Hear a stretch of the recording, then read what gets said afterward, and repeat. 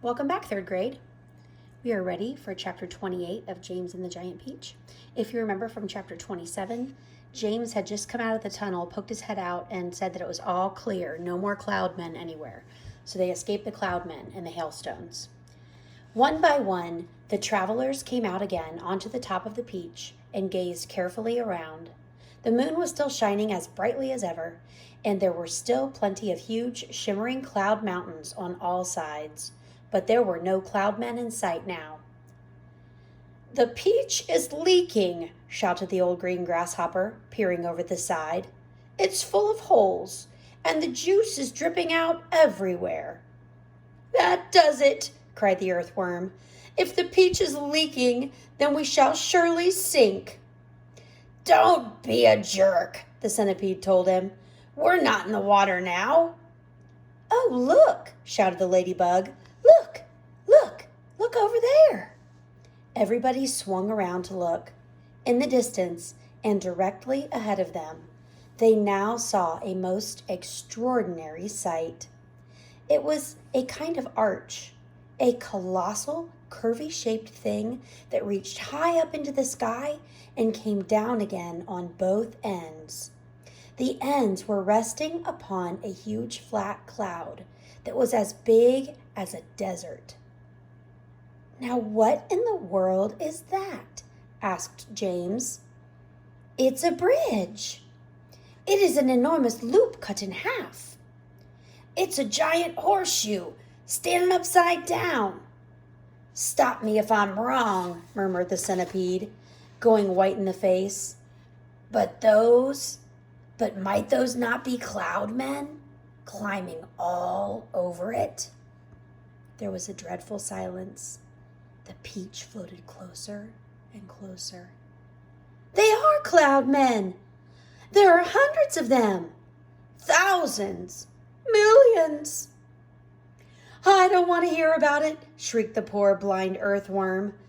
"I'd rather not be on the end of a fish hook and used as bait. But then I'd rather do that than come up against those terrible creatures again." "Well, I think I'd rather be fried alive and eaten," said the old green grasshopper. "Please, keep quiet," whispered James. "It's our only hope." They crouched very still on top of the peach, staring at the cloudmen. The whole surface of the cloud was literally swarming with them. There were hundreds more up above, climbing about on the monstrous, crazy arch. "But what is that thing?"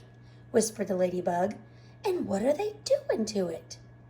"I don't care what they're doing to it," the centipede said, scuttling over to the tunnel entrance.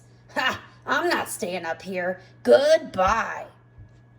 But the rest of them were too frightened or too hypnotized by the whole affair to even make a move. "Do you know what?" James whispered. "What?" they said. "What?" "That enormous arch? They seem to be painting it. They've got pots of paint and big brushes. You look!" And he was quite right. The travelers were close enough now to see that this is exactly what the cloudmen were doing. They all had huge brushes in their hands, and they were splashing the paint onto the great curvy arch in a frenzy of speed, so fast, in fact, that in a few minutes the whole of the arch became covered with the most glorious colors. Reds, blues, greens, yellows, and purples. Do you know what they're making, third graders? I think you're right. "It's a rainbow!" everyone said it at once. "They are making a rainbow! Oh, isn't it beautiful? Just look at those colors. Centipede," they shouted, "you must come up and see this." They were so enthralled by the beauty and brilliance of the rainbow that they forgot to keep their voices any lower. The centipede poked his head cautiously out of the tunnel entrance. "Well, well, well," he said. "I have always wondered about how those things were made. But why all the ropes? What are they going to do with all those ropes?" "Good heavens, They're pushing it off the cloud, cried James. There it goes. They're lowering it down to earth with the ropes. And I'll tell you something else, the centipede said sharply. If I'm not greatly mistaken, we ourselves are going to bump right into it. Excuse me. Bless my soul, he's right, the old green grasshopper exclaimed. The rainbow was now dangling in the air below the cloud. The peach was also just below the level of the cloud, and it was heading directly toward the rainbow, traveling rather fast. We are lost, Miss Spider cried, wringing her feet again. The end has come. I can't stand it, wailed the earthworm.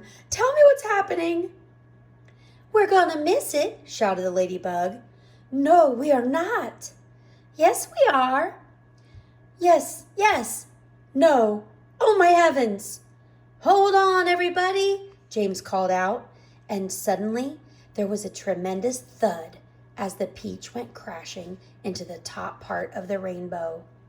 This was followed by an awful splintering noise as the enormous rainbow snapped right across the middle and became two separate pieces. The next thing that happened was extremely unfortunate. The ropes that the Cloudmen had been using for lowering the rainbow got tangled up with the silk strings that went from the peach to the seagulls. The peach was trapped. Panic and pandemonium broke out among the travelers, and James Henry Trotter, glancing up quickly, saw the faces of 1,000 furious cloudmen peering down at him over the edge of the cloud. The faces had almost no shape because of the long white hairs that covered them. There were no noses, no mouths, no ears, no chins. Only the eyes were visible in each face. Two small black eyes glinting malevolently through the hair. Then came the most frightening thing of all.